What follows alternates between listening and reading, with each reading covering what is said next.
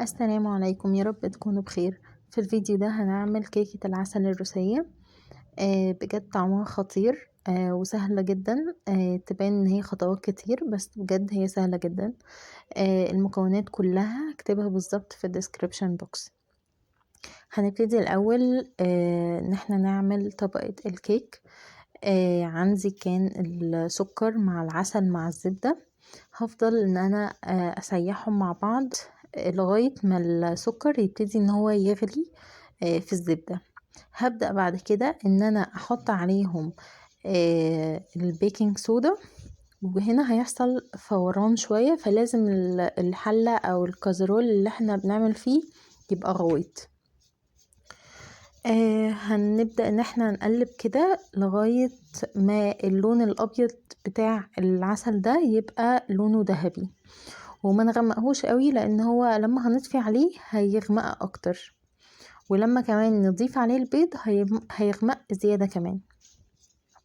فاحنا هنفضل نقلب فيه لغاية ما اللون بتاعه يبقى ذهبي، وهشيله من على النار، وهفضل برضو ان انا اقلب فيه لغاية ما يبرد شوية عشان يعني ما يتلسعش. هفضل اقلب فيه. انا هنا طفيت خلاص من على النار، هفضل ان انا اقلب فيه لغاية ما الخليط ده يبرد شوية. لما يبرد هيبقى باللون الذهبي الغامق شوية ده، او اللون البني فاتح مثلا. هنا هسيبه يبرد خالص لغاية ما احضر البيض. عندي 3 بيضات. هفضل ان انا هخلطهم، هضربهم مع بعض، وبعد كده هنزل بيهم على الخليط بتاع العسل. هنزل بيه واحدة واحدة، مش هنزل بالخليط كله مرة واحدة. هخلص خليط البيض. هنزل البيض كله على الخليط، وهيبقى عندي بالشكل ده. لونه هيغمق اكتر عادي، هو ده مش محروق يعني، هو لما بنضيف البيض عليه اللون بيغمق زيادة عن الاول. بعد كده هنحط الخليط بقى في الميكسر، وممكن عادي نضرب بايدينا او نضرب بمضرب بيض مثلا. وهبدأ ان انا ازود الدقيق واحدة واحدة على الخليط بتاع البيض والعسل والسكر، ان انا اضيف شوية بشوية شوية بشوية لغاية ما اكون عندي العجينة بتاعتي. العجينة المفروض مش هتلزق، ان هي ما يعني مش هينفع اشكلها، لا هي بتلزق شوية بس بتتشكل. وما تقلقوش لو انتوا زودتوا دقيق عن اللي انا كاتباه، لان هو على حسب نوع الدقيق. ده شكل العجينة عندي، هي بتتلزق شوية، بس لما رشيت دقيق ولميتها هي بتلزق شوية بس، يعني قادرة ان انا المها. واستخدمت اللي هي بتاعة تقطيع العجين دي عشان تساعدني ان انا المها اكتر. شايفين شكل العجينة عامل ازاي؟ ده الشكل اللي انا عايزاه. هلفها في ستريتش راب وهدخلها التلاجة تريح عقبال ما اعمل الكريمة. عندي الكريمة اللباني، هحط عليها ساور كريم. انا استخدمت العبوة كلها حوالي نص كيلو. طبعا المقادير كلها هكتبها بالظبط في الديسكريبشن بوكس. وحطيت بصراحة بدل ما احط سكر كله مع الكريمة والساور كريم، حطيت نص الكمية سكر ونص الكمية عسل. وهضربها وتكون كده جهزت. هبدأ بقى ان انا اشكل العجينة. عندي انا قسمتهم حوالي 9 قطع. للأسف هي ما تصورتش طريقة تشكيل الوش دي. بس هو عادي، انت يعني ممكن التزيين ده يعني بأي طريقة بالظبط نفس اللي انا بعمله. يعني اول احنا بنقسم العجينة حوالي 9 قطع، وبعد كده بشوف عندي قالب انا عايزة اقطع عليه الدايرة تبقى هي دي حجم الكيك. انا حوالي القالب اللي انا قطعت بيه كان حوالي 25 سنتي.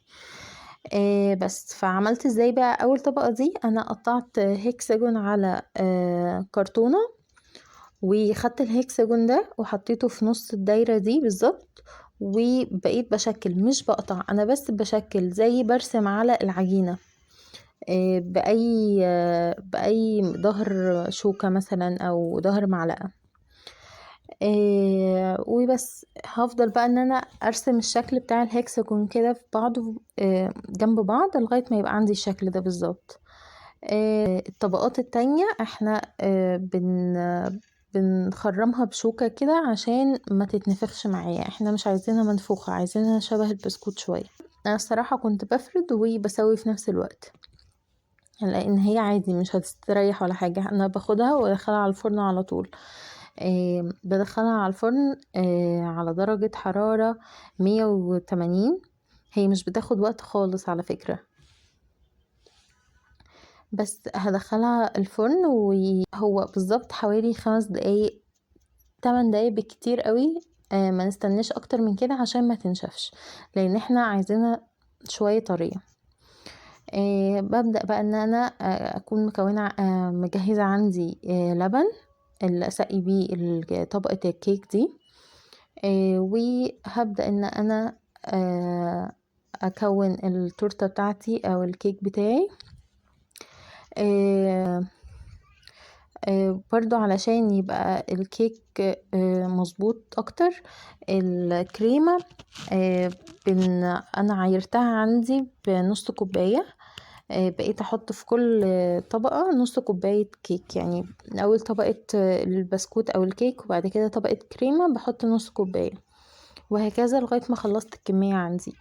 وحطيت طبعا طبقة الكيك اللي احنا شكلناها على شكل خلية النحل في اخر طبقة، والاطراف عشان ازينها حطيت عليها الاول كريمة داير ما يدور، وبعد كده كنت طحنت عندي طبقة او طبقتين من البسكوت ده، بس هي طبقة واحدة كفاية.